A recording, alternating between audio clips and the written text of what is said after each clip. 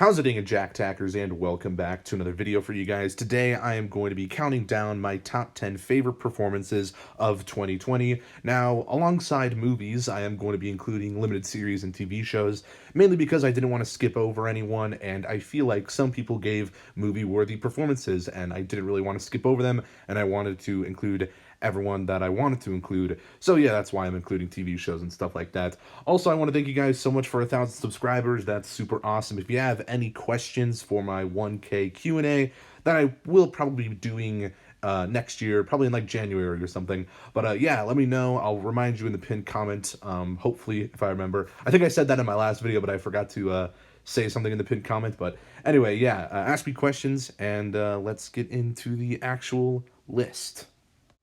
Not that big of a deal. Don't tell me what's not a big deal. Show your mother. Show her what you've been up to.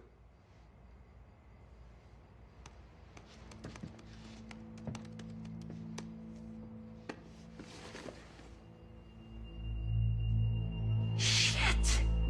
Jacob! It's just a dumb joke. Do you have any idea what this looks like? Joking about being a murder suspect? It's not like anyone even knows who it is. Everybody knows. How do you think I know? Andy, calm down.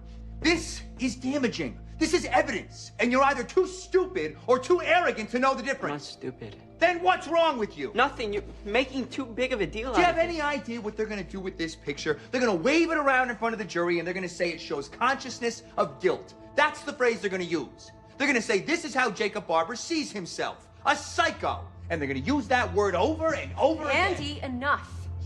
Christ. Do you know what's at stake? Do you realize what they want to do to you? Stop it already. You're scaring him. Good. He should be scared. I'm scared. So we all know Chris Evans to be a pretty great actor. Here in the miniseries Defending Jacob, it's no exception. Evans gives a fantastic performance all throughout the show. He was great at portraying a stressed and concerned father, while also throwing some anger into the mix of things.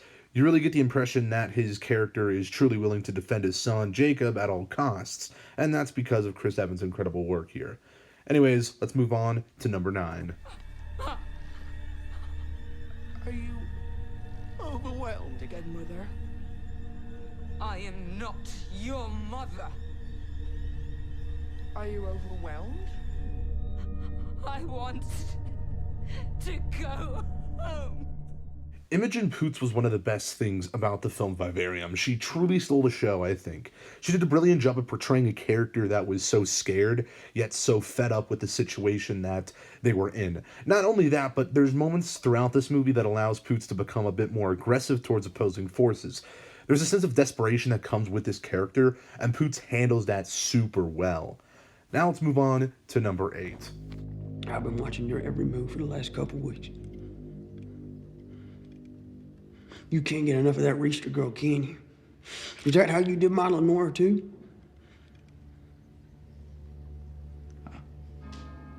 So, Mrs. Russell's boy.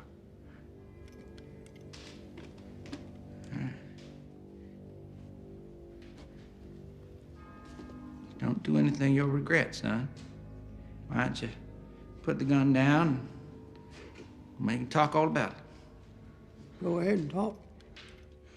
Now, I was pretty close to putting Robert Pattinson here over Tom Holland, but I ultimately decided to go with Tom, mainly because this feels like a role you wouldn't normally see him in, and he honestly does a really great job at disappearing into this character he's playing. You almost forget that Tom Holland is the person you're watching. You become totally immersed with what he's doing and how he's acting. That could largely be due to the fact that he has a different accent in this movie, but I still feel like there's more to it than just that. Amongst all the corruption that goes on in the story of The Devil All the Time, Tom Holland's character stands out as one of the few characters you actually want to root for. Holland's work makes the character feel genuine, a man who's trying to do the right thing but still having some missteps along the way.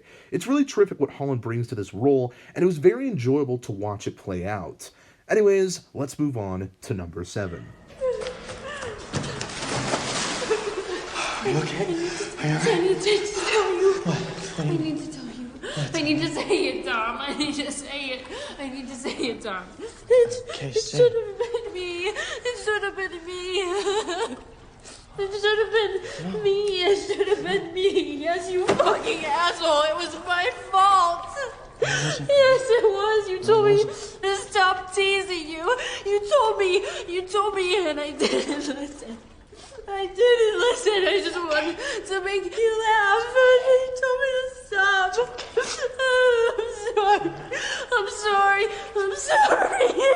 Okay, it's okay. Honestly, the performance Lily Reinhart gives in Chemical Hearts is her best. I feel like she's often just seen as Betty from Riverdale, but I truly think she has potential.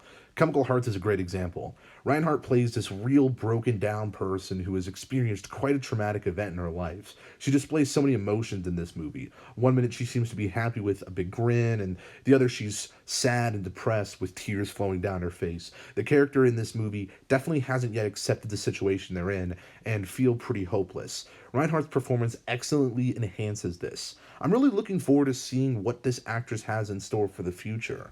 Now let's move on to number 6. Turncoat? My own flesh and blood. Look, I'm here because, we need your brand of expertise. Oh, let me guess. Graboids? Wait, how'd you know?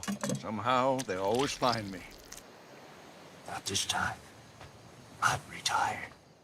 Bert Gummer from the Tremors franchise might honestly be one of my favorite fictional characters of all time, and I could not imagine anyone else playing him other than the one and only Michael Gross.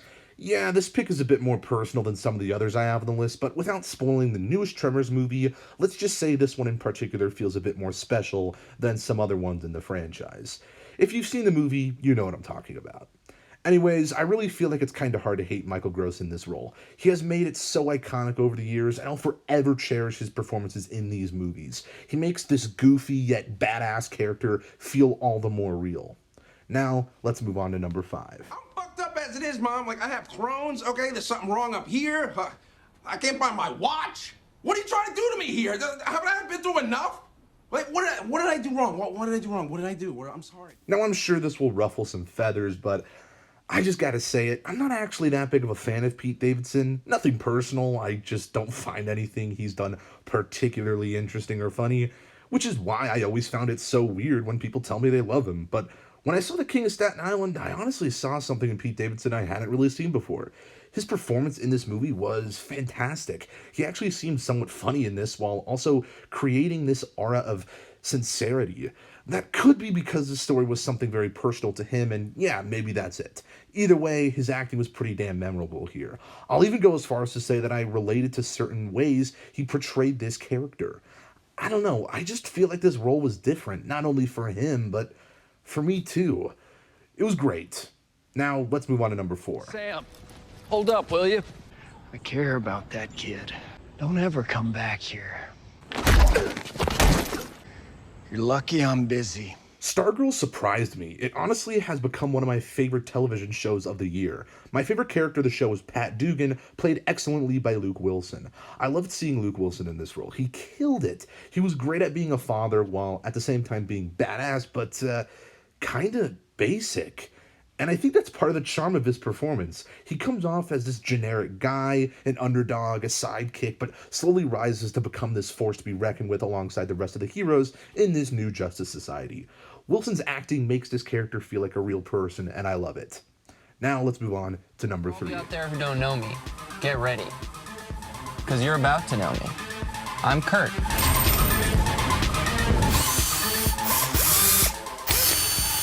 Step 1.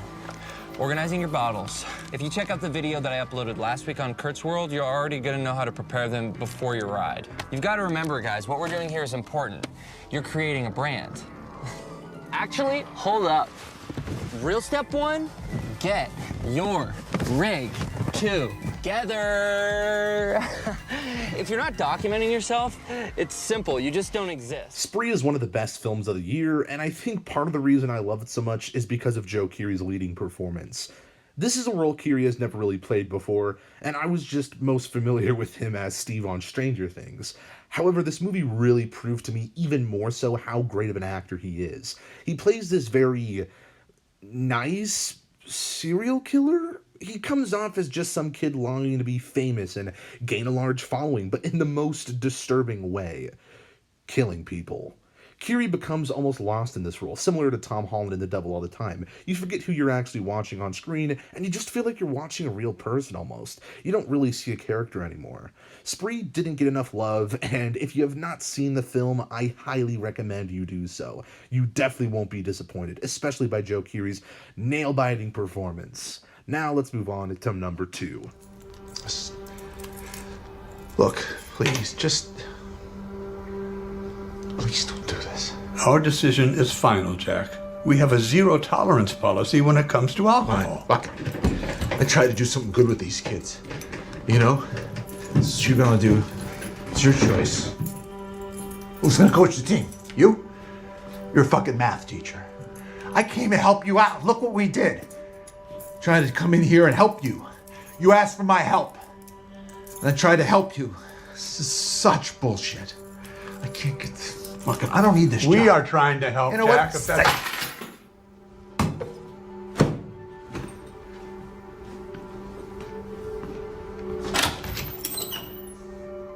Ben Affleck is a phenomenal actor. Over the years, he's been in so many movies that it's honestly hard to keep track of all the ones he's been in.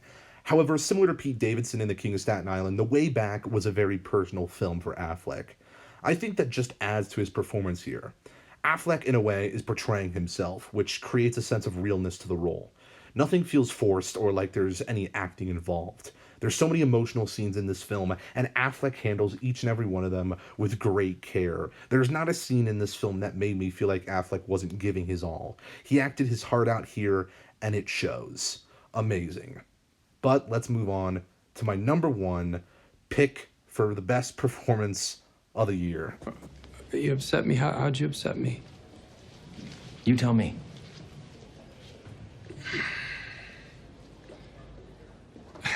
This is getting a little weird, Howard.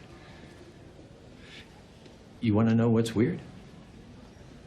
It's weird to offer a job to a man and in return have bowling balls thrown at your car. And prostitutes sent to your business lunch. That's weird. Are you listening to yourself? I don't know what you're into these days, Howard, but prostitutes and bowling balls, you sound unhinged. Jimmy, I'm sorry you're in pain. You're sorry. You're sorry. You kill my brother, and you say you're sorry? Let me tell you something. The job offer, it didn't upset me. It amused me.